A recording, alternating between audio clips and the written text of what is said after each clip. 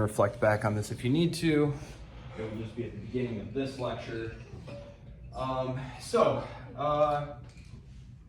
We're nearing the end, really. We're in the final weeks of November. Does anyone know what the last day of the semester is?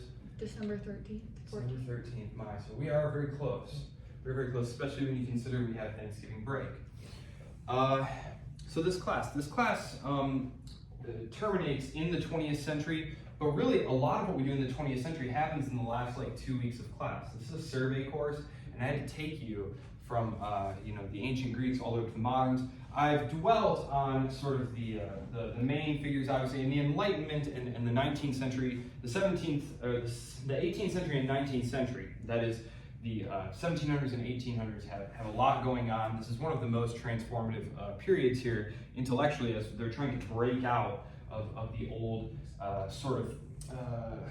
early modern, which is still recognizably very medieval, and sort of the flourishing that comes with the advent of widespread literacy and the presses and things like that. We haven't even really talked about nationalism yet, though we have touched on it a little bit. We're kind of going a little bit out of order. Remember, I batched our Enlightenment writers previously. I just kind of threw them all together. I just wanted to give you kind of an idea because we are going a little bit out of order here. So 35, this was de Tocqueville. So Bentham actually publishes this work that we read this week. He publishes this work a couple of years previously. And this was, let's see, this was 59, yes, 59. And this is Mill, and this is Marx. So as you can see, we went out of order because we actually read de Tocqueville first. Now we're going back and doing Bentham. And then for this Friday, we're going to do Mill. And next week, which I realize is a short week because of Thanksgiving break, we are going to do Marx. Okay, so they're all pretty close together here. Again, similar to the people we did at the end of the 17th century. I had Montesquieu, Hume, Smith, and Kant all together there. It was a little bit mixed up. The Federalist Papers were in there.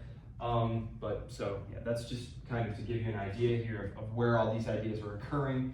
Before I jump into Bentham here, I just kind of want to talk to you about what we're seeing here, because I'm very big on talking about things in terms of narrative, because I think it helps you remember if we make it about a story.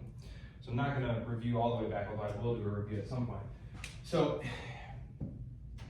in the late 18th century here, we had the classical liberals. Okay, I talked a lot about liberalism, small L liberalism.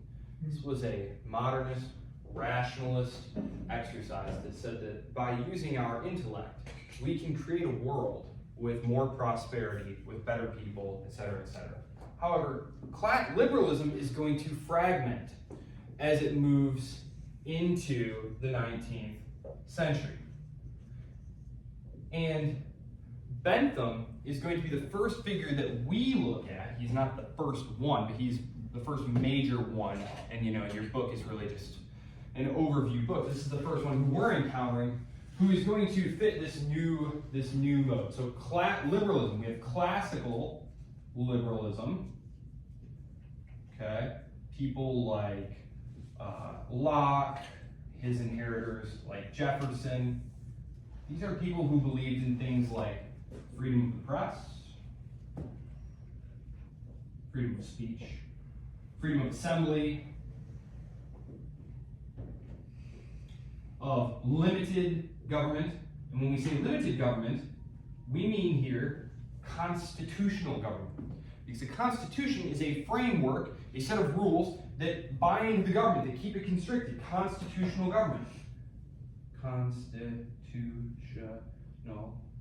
government. Okay? So this is classical liberalism. No interference in the economy. Free trade. Deregulation. Remember our lecture on Adam Smith, contrasting the free trade movement with the earlier mercantilist system. Okay, So this was classical liberalism. As we move into the 19th century, though, we are going to see it branch off. So we've got our classical liberals down here. The other branch is going to be called progressive liberalism.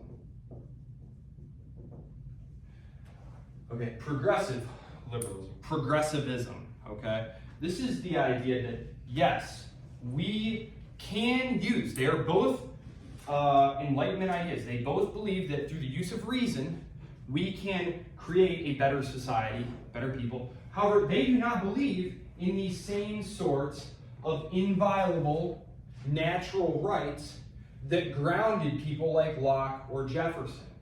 Okay? When we see Bentham today, one of the things that he is going to spend a considerable amount of time disparaging is this whole idea of natural rights. He calls them nonsense upon stilts, meaning it's just word vomit that's standing on nothing.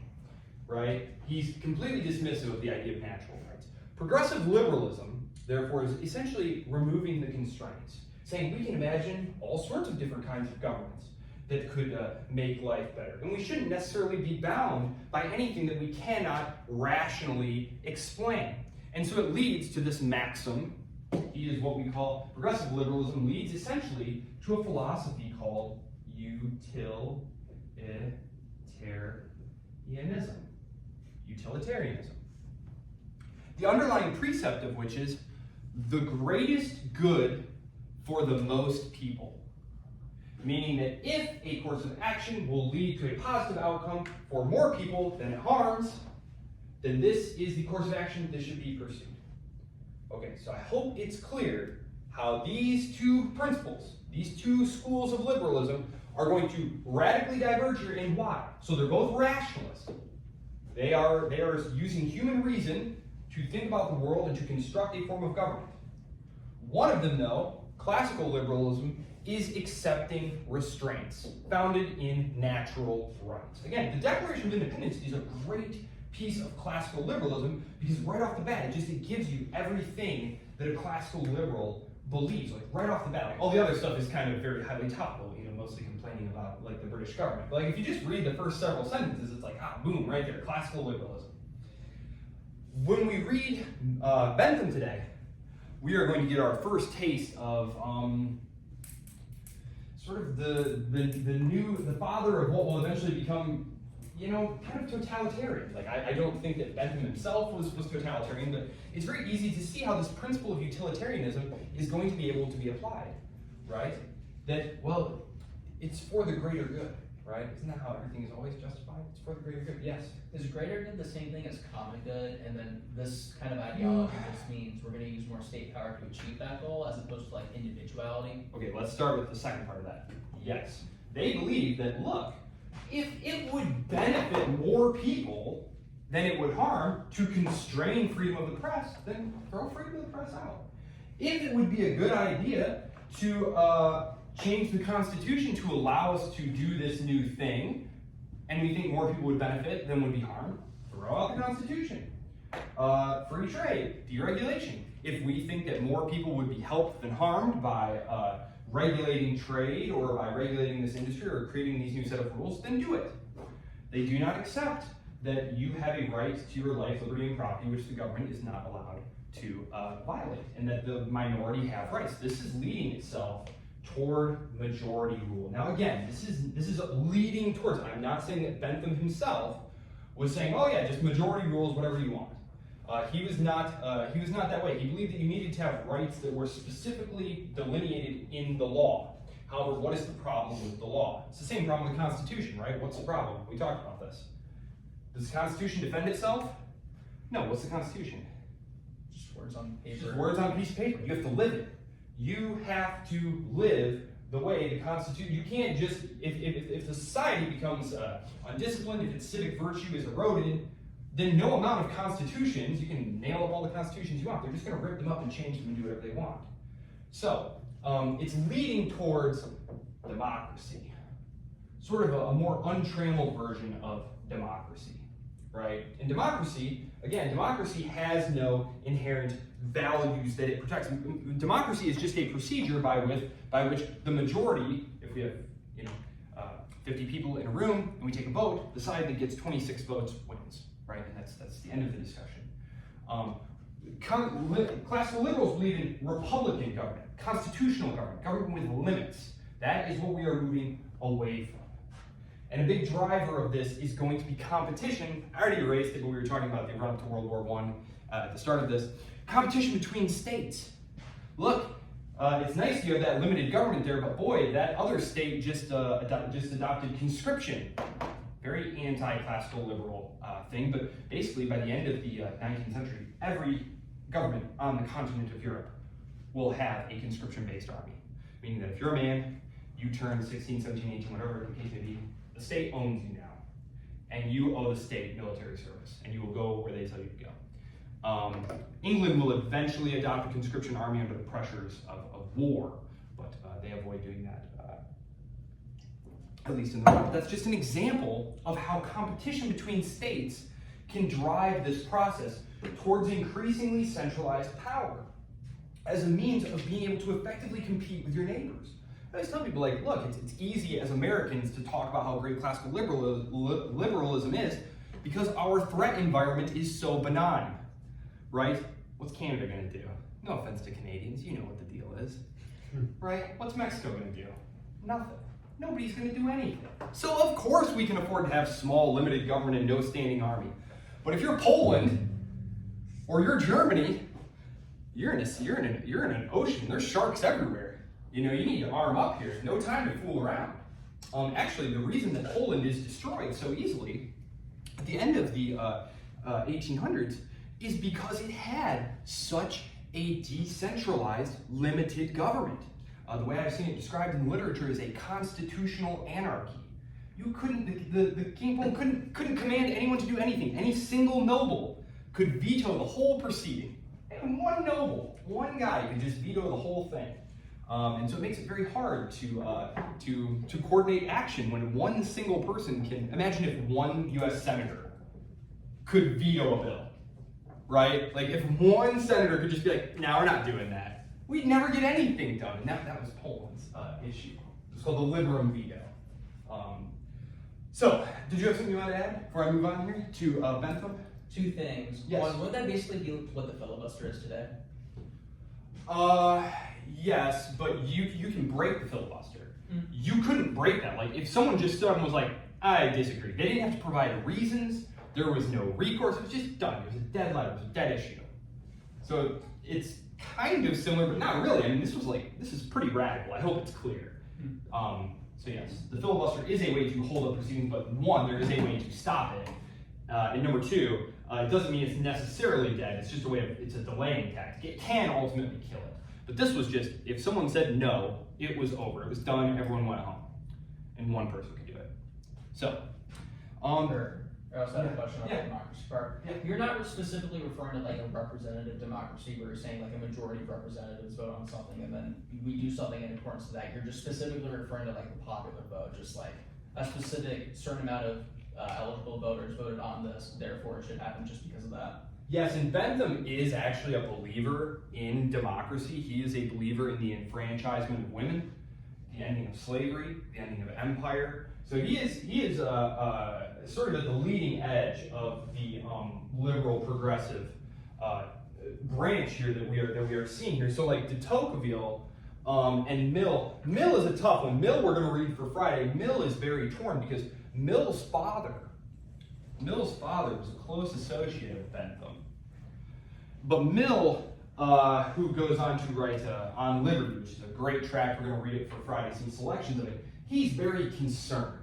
He believes that the march toward democracy is inevitable, much like de Tocqueville did, but he's very concerned that no amount of restraints, no amount of classically liberal restraints are going to be able to prevent the untrammeled excesses of nationalism and democracy, which he turned out to be quite right there.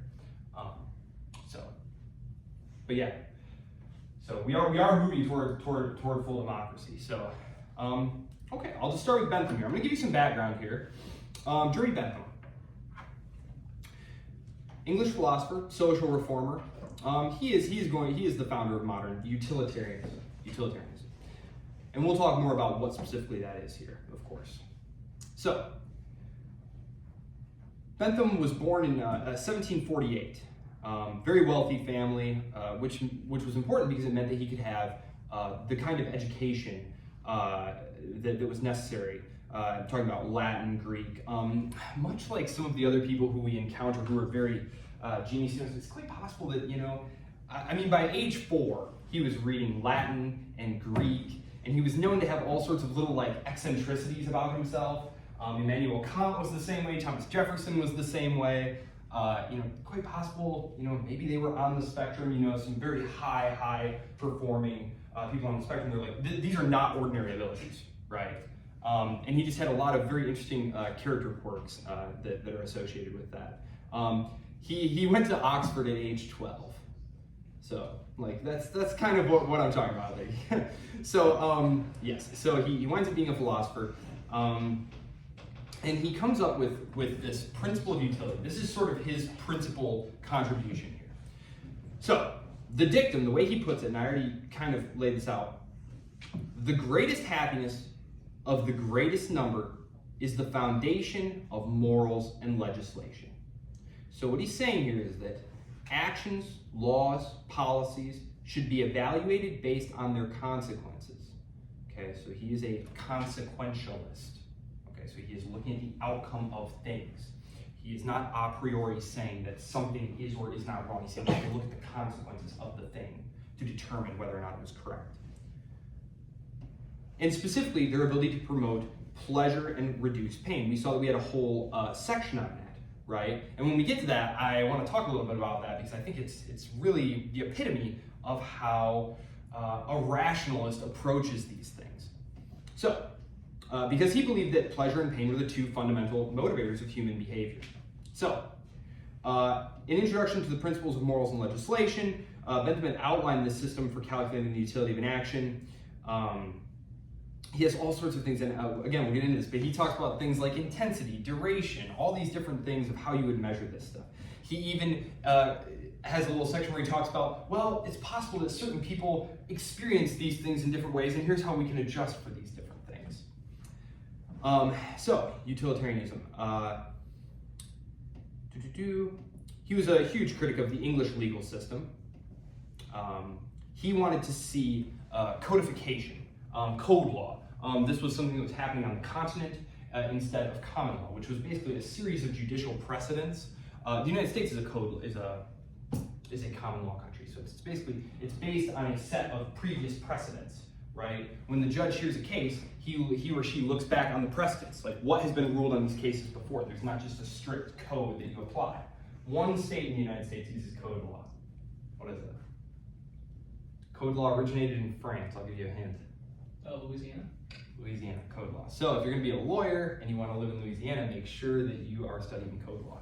So, yes. So, and yes, a Napoleonic code like that basically spreads all across the European continent. Only England does not embrace that.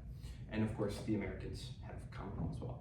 So, Bentham, also a huge proponent, apart from code law, of political democracy. He was initially, like most men of his class, very skeptical of popular rule, but the longer he lived and the more he studied, the more he was convinced that this was the most rational form of government. And so he became an advocate late in his life for universal suffrage, including, as I said, suffrage for women, which was, about 30 years before women got the right to vote out in, I believe it's Montana? Was Montana the first one? It was Montana or Wyoming? I think it was Montana. Montana? It was in the 70s. You know why that happened? Do you know why? It's so curious, and this is why I think competition is such an interesting principle. Because you'd think, where did women first get the right to vote in the United States? Well, probably Massachusetts or something like that. No, what it was is out here, poor America, I'm so sorry. All right, America. Here's a mitten sort of. Okay, so here's America, right? So we're heading out this way. Who's read Little House on the Prairie?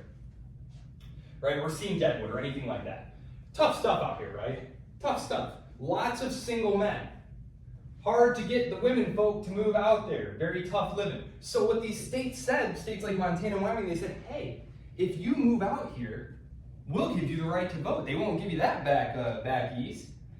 And so it was a competitive way. It was a way of making yourself a competitive, attractive destination for young, available women. There you go, competition. There you go. Would you have moved to Montana, Oh, yes. ladies? You didn't move to Montana. Okay. Yes. Okay. That's a good idea then. Okay. Other social reforms, things like that. Prison reform, big one. If he's most famous popularly for anything, it's the idea of the panopticon. This idea for a prison where one single guard, by using a variety set of mirrors and intricately designed arranged cells, that one prison guard would be able to simultaneously, theoretically, observe every single prisoner at once. And the prisoner would not be able to know whether or not they were being observed at any given moment. And so they would constantly be self-policing. So they would be policing their own behavior all the time. So it's kind of like this dystopian, like really weird, but it's highly rational, right? If you want to, reform and make things run more efficiently, this is the type of idea you come up with. And he really wanted to get to build this prison. He was doing work in what today is Belarus. He was over at that time it was part of the Russian Empire, but his brother was over there doing something, and he was over there looking at the prisons, and he came up with this idea, and no one would let him build the prison, though. But yeah. So yes, but at least theoretically, it's very sound. Bentham called for the separation of church and state, religious tolerance, economic policies that reduced inequality. This is something kind of interesting because we have a society that is breaking away from its feudal bounds, right? But a lot of people, and I do mean a lot of people, like if we took a vote, the majority of people probably were pretty unhappy about this because the majority of people were peasants, or they weren't peasants anymore, they were like smallholding farmers. You don't call them peasants anymore. I guess you can still call them peasants. Some of the literature does. It depends. The losing feudalism meant that you lost your social welfare net. If you had a bad harvest, your lord was responsible for taking care of you. If your animals didn't have feed, you had the right to go take your animals into his pasture land to graze them. You had a right to get wood out of his forests. All of a sudden, you're free, you don't owe him any labor anymore, you can move all you want, but you've also lost your right to legal representation, what passed for medical care, like there were doctors and stuff, but they would pay for all that, like that was part of what your lord's obligations to you were. So you lost all of these rights, and instead you got the ability to move and farm your own land. But as we've seen, famine was, bad harvest, things like that, these were pretty common. So yes, it's interesting because the burden now of taking care of people during hard times is being shifted where? It's no longer the lords and stuff. Whose problem is it now? It's getting kicked up to the state. All of a sudden, you have the state, the French during the 1830s and 1840s. They experiment with like make-work programs, like a guaranteed jobs program, where like if there's a cyclical downturn and you're unemployed, you can come to these, they were called national workshops, and they would just like make up work for you to do so that you could get enough wage to buy enough meal to keep your family alive, right? So this is the beginning of experiments in social welfare, which previously had been the domain of your local lord or the church. And again, if you're interested in the movement away from this stuff, I highly recommend the work of this guy right here. That's his name. He's over at the Independent Institute. He's written whole books about it. It's very interesting. Yes, Bentham's legacy. So again, he's very interesting because he's not a socialist. He's not a socialist, although you have we are not very far away from Marx here, as you can see.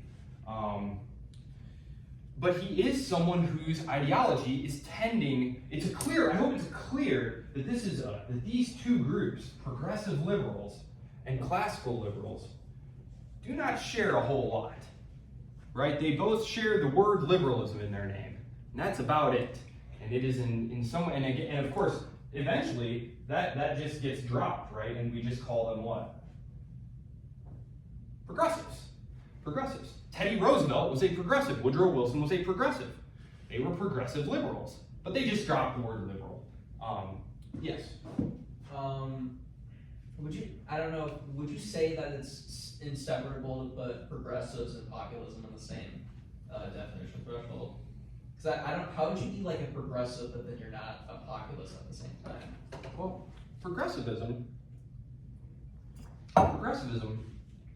is they believe that using the power of the state, that you can make a better and better and better society, right? Mm-hmm. Populism, though, is more just a backlash against something, right? Like populist backlashes emerge in the 1880s, 1890s. William Jennings Bryan rode them to victory. You know, the farmers who had been hurt very badly by the Depression, they rise up in a populist wave, right, to vote in the radicals. They don't have really much of a platform except whatever this is not. Like, give us something else, right? The progressive program, though, sees history as an arc moving towards better things, right? Populism does not have any kind of historical orientation. I don't believe there's some kind of final destination. Populism is a backlash against a regime founded on popular support, right? Majoritarian support. But isn't that kind of familiar to, like, the way that you're getting to the greater end is by appealing to the general population, trying to uplift people out of poverty, you're trying to, like, raise wages or whatever, or, like, the entitlement of the populace, right? Wouldn't that be kind of familiar to populism in that sense?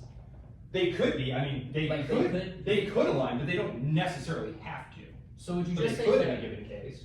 would you just say that progressivism is just like the use of the state to get a betterment of something, but it doesn't have to be a specific way how then? Or yeah, I mean the goals could change.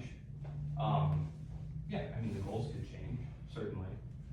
And progressivism need not be popular, right? These progressives, like, they didn't believe, most of them did not believe that the people were useful at all. The people were too dumb to know how to make a better society. The Saint-Simonians were some of the first. Saint-Simonians, they were actually early proto-socialists, and they were extremely wealthy men, well-educated, and they believed that organizing the society around more collective means of production and the state and whatnot would explode everyone's standard of living, make everyone much better off, but that the people were too dumb to understand that. So they took their doctrines to the leading industrialists, to the leading statesmen, to the leading intellectuals. These were elite movements. Woodrow Wilson, right? Woodrow Wilson is not a populist, right? Like, he's your archetypal progressive who believes that from up here, I can lead you to a better future and you just have to trust me, right? They're the architects of the bureaucratic state, of professional management of society.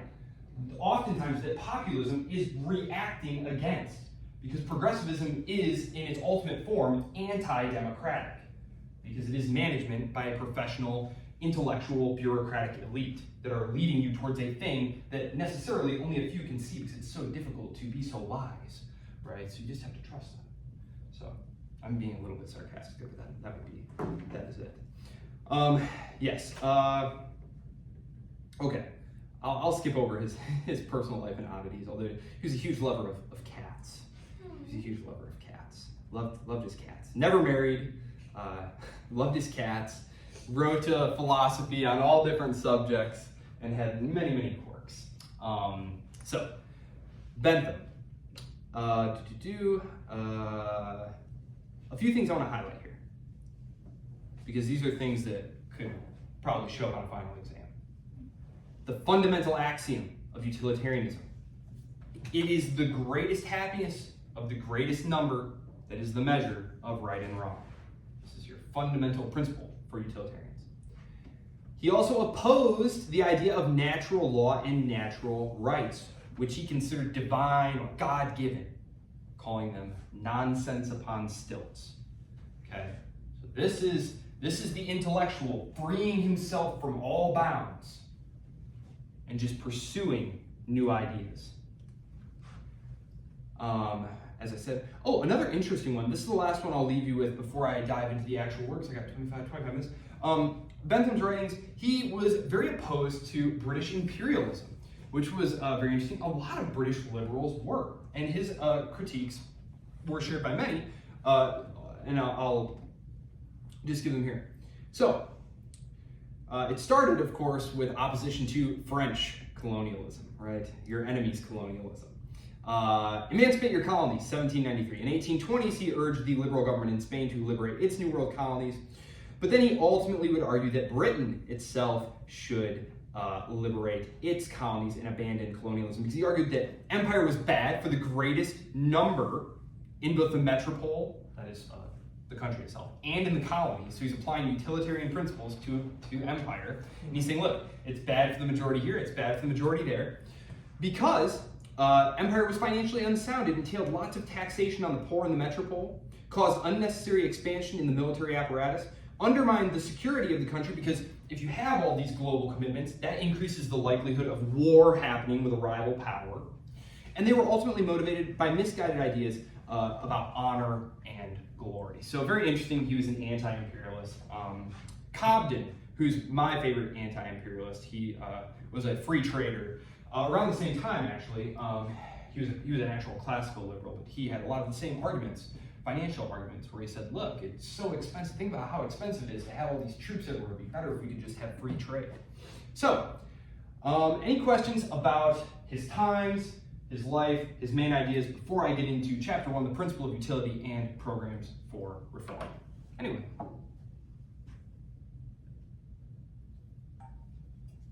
Okay. So, did you have trouble with Bentham? Reading him, that is. He was not one of my favorites. Number one, I categorically disliked him and his ideas. That always made it more difficult to read because I would go so slow. For me, you're really critically engaged, and that's the problem is you have to be careful when you're reading someone you agree with, because you tend to read very quickly like, yeah. You tend to be a much better reader when you're reading something that you are disagreeing with, because you're constantly stopping and arguing and scribbling in the margins. I know you all were. No. Okay. Or maybe you would. Okay, so chapter 1. Bentham establishes his principle of utility as the foundation for moral and legislative action. So again, he's arguing that morality and legality, which are not necessarily the same thing. He's saying in both cases, though, you should apply this principle. So he defines utility as the property in any object or action that tends to produce pleasure or prevent pain for the greatest number of people. So for Bentham, all human behavior is motivated by the pursuit of pleasure and the avoidance of pain. And of course, we could argue about this, but this is Bentham's belief. And he makes these the ultimate criteria for evaluating actions and laws. And he argues that governance and legislation should be directed toward maximizing overall happiness. So he rejects all moral and legal systems that he believes to be grounded in tradition, superstition, or of course, abstract notions of natural rights. So that's pretty critical stuff there, and that is a great foundation for him, and that's right there. That's right there at the very start of our reading in the principle of utility. So, because what Bentham argues is that utilitarianism provides a clear, measurable standard for reforming laws and institutions. Again, you can disagree with that, but I'm saying this is his argument. By systematically assessing policies based on their consequences for pleasure and pain, legislators, he believed, could identify and eliminate inefficiencies, injustices, and unnecessary suffering. This approach allowed for a rational basis to promote progress and address societal ills. Bentham's vision for reform extended to criminal justice, economic regulation, social welfare, codified laws, transparent institutions. So it's a radical rethinking of governance. He was prioritizing empirical analysis and sort of a testing of things, trying these things so that you could get measurable outcomes in order to advance human well-being. So does that all make sense with the background that I laid out? I hope it does. It was intended to. Okay, good. I'm glad that all makes sense so far. Then I had you jump to chapter 3, the arbitrary principle. Of course, he is opposed to anything that smacks of arbitrariness. He wants precision. He wants clarity and precision. Bentham critiques the principle of sympathy and antipathy as unreliable foundations for moral judgment and legislation, because these principles, according to Bentham, base decisions on personal preferences and emotional reactions and societal biases rather than reasoned evaluation of consequences. So as you can see here, he is a hyper capital M modern. He believes that you can stand objectively back and using your instruments measure things exactly objectively and come to the single correct answer. So this is sort of the height of capital M modernism. Who's heard of postmodernism? What is the defining feature of postmodernism? There is no objective reality. There's no objective truth, no objective reality. Correct. There are truths, right? Modernism, capital M modernism, was the pursuit of the one truth. There was one truth and we could find it by using our brains and proper scientific application of processes. Okay?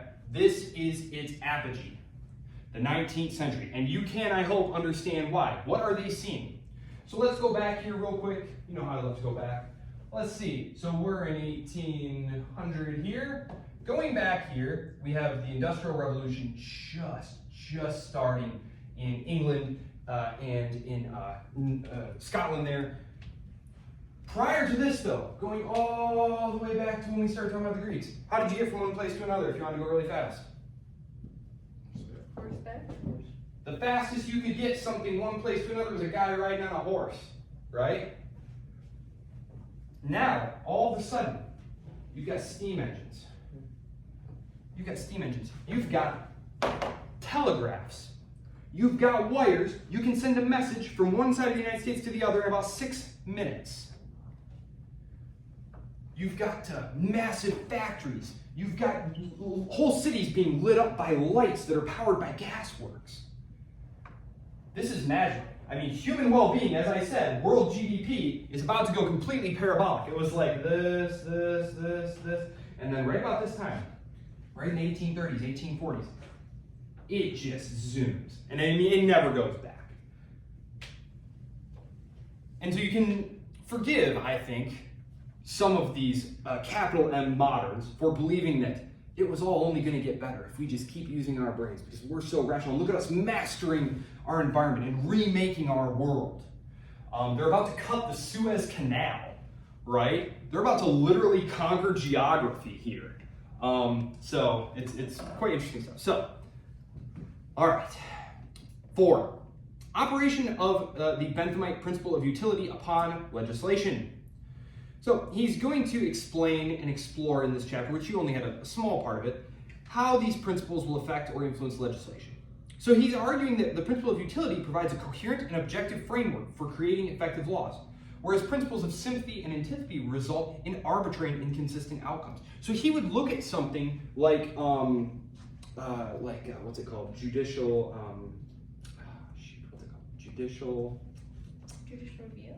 Not judicial review. It's where the judge has like a wide judicial discretion. He would look at something like that as like just ridiculous. It's an invitation to arbitrary government.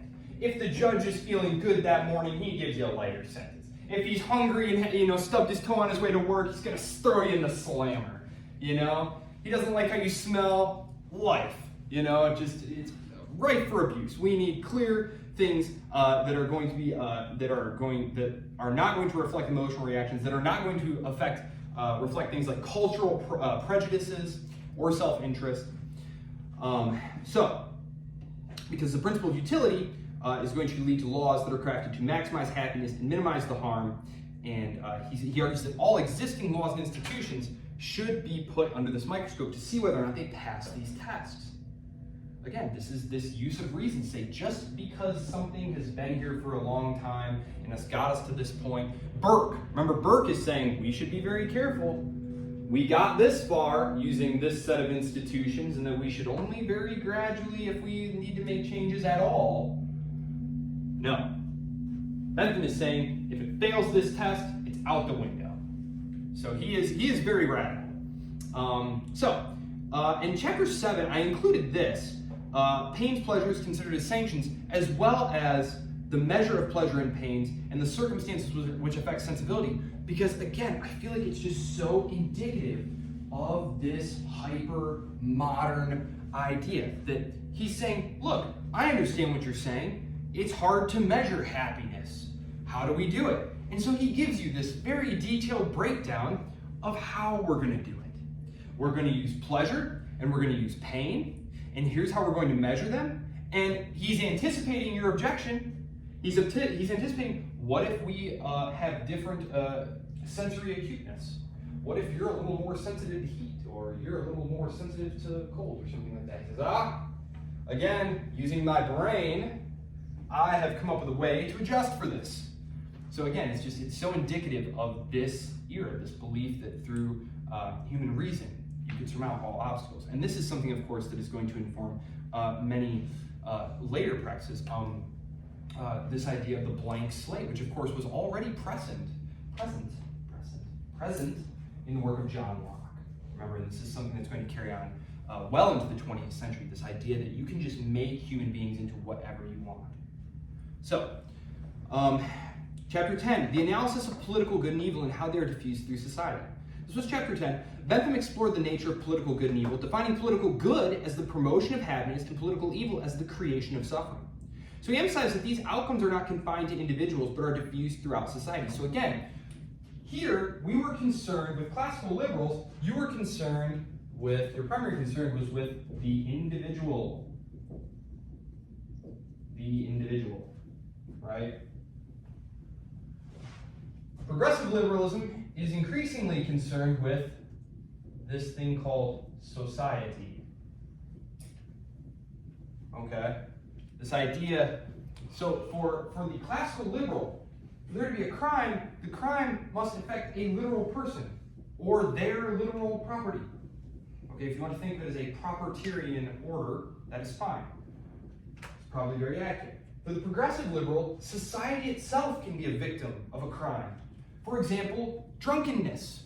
There's going to be a campaign to eliminate drunkenness, which is going to culminate in the prohibition of alcohol in the United States for a short time, right? The idea here is that it's not the guy is committing a crime against himself or against his family. It's that society is suffering, and that we need to create laws to alleviate the suffering of society. So, again, these are for the collective well-being of society. Bentham identifies in this section two main sources of political evil: misrule, and unnecessary laws. Misrule, for Bentham, arises from corruption, inefficiency, ignorance among rulers, while unnecessary laws create burdens without corresponding benefits. So again, the only things that can be justified is if they create more benefits than negatives. So political good, by contrast, is achieved through effective governance that aligns with the principle of utility, ensuring that laws and policies promote the greatest happiness for the greatest number. I will say this in defense of the utilitarians. They're the ones who are charged with reforming the administration of India. India is a British colony by this time, and it was basically, I mean, of course, colonialism is an exploitative practice anyway, but it was being systematically looted for the benefit of individuals who were sent there to govern it. It was just a kind of a quick, a get-rich-quick scheme, and there had been all sorts of trials of these guys, and just a lot of corruption going on. It's these utilitarians who reform the system of civil administration in India, and actually do root out a lot of the corruption there. So, chapter 12, which was the second to last chapter, he's concerned here with the limits which separate morals from legislation. Because as you can see at the start, he had said, look, we're going to judge morality and legislation by this principle of utility. But he's saying, look, we should not confuse the two. Because again, I'm not trying to say that Bentham agreed with all the different things that came after. I'm saying that he is one of those whose ideas opened the door to all these other things. For example, direct democracy, the tyranny of the state, bureaucracy. These were things that were impossible with classical liberalism. But once you drop the safeguards of classical liberalism, you are essentially defenseless against these further advances. And this is something that a lot of these advocates, like the Solis-Mullen, are going to realize too late, that they have no actual reasonable, rational defenses against these further steps. And so what happens instead is like reaction, like you send the military to crush them, which does happen. So here, Bentham is addressing the distinction between morality and legislation, arguing the two are closely related. They are closely related, but they are not identical. Morality concerns the rules of conduct that individuals are expected to follow, while legislation involves the formalized rules enforced by the state. And he contends that laws should only intervene in moral matters when doing so promotes what? The overall utility of society. Yes, that's how he puts it. The overall utility of society, which is measured, of course, by happiness. So I hope we can see here how we are really entering into this. We are opening up society to government intervention in a very radical way here. And again, I'm not saying that Bentham would agree with all of the eventual applications of this, but it's thinkers like him who are opening the door to this. Whereas the previous generation of thinkers had the door closed firmly against this, or were trying to hold the door closed firmly against this. Lastly, chapter 13, false methods of reasoning. So, Bentham critiques here several flawed approaches to legislative reasoning, identifying them as obstacles to rational governance. He targets methods based on tradition, superstition, arbitrary authority, arguing that they lack empirical foundation. Again, remember, he wants to be able to measure the effects of these things, to rationally justify what's going on. Again, his big one that he keeps coming back to pillory is natural law. Since it's vague, subjective, how do we justify it? We can't point to any clear rationale for it. It's important to understand that this was the period when the Bible began to be subjected to critical scholarly analysis. Tom Paine is most famous for writing a short pamphlet called Common Sense. But he was equally famous in his time, or I should say perhaps notorious, for writing a pamphlet called The Age of Reason, in which, in layman's terms, he basically laid out that he thought the Bible was a bunch of hooey, and so was Christianity. And it was a very popular work among sort of French radicals. You have German scholars at this time who are going and taking a linguistic look at the Bible and saying that actually the Bible looks like it was put together from these different sources and all these different things. I believe in the 1830s actually was when the first comprehensive look at the Bible as a work of literature comes out. And so again, natural law, it relies on the Creator giving you these rights. Well, we're only a little ways away from Charles Darwin at this point. Society is already being primed for this undermining of the foundation. Like, classical liberalism needs God.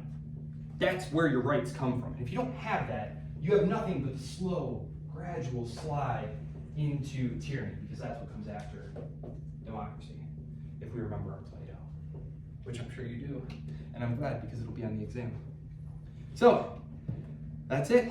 That is Jeremy Bentham. I will post the reading for this Friday. We will meet this Friday, and we'll talk about John Stuart Mill. John Stuart Mill is supposed to be the inheritor, the torchbearer of utilitarianism. He is raised for this specific purpose by his father, who was close friends with Jeremy Bentham. He was actually his personal secretary. But he is very hesitant.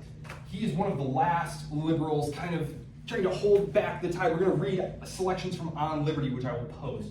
But you'll see that there is a great reluctance, a great fear of embracing these principles. So, John Stuart Mill for Friday. I will see you then. Email me any questions, comments, concerns, or thoughts about your final paper. Okay? I will see you all on Friday.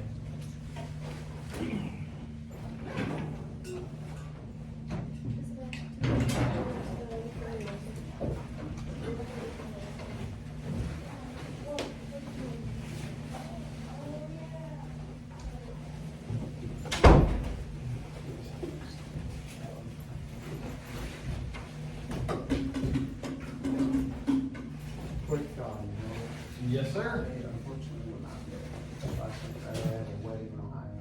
Oh, how fortunate. A wedding. I love weddings. So I Who's went getting home. married? One of my Family good or friends? Friends from growing up. So. Friend, nice. So you're from Ohio? Yep. Wow, I will not hold it against you. Appreciate it. No problem. No Yeah. problem. So yeah, I have to leave at 2:30, and I'm like, I'll just miss class. No, not a problem. You know I post our lectures very quickly after they I appreciate that. go up. Yes, of course. I hope you have safe travels and a wonderful wedding. Thanks. I Yep. appreciate it. Have a good one. Yep, you as well.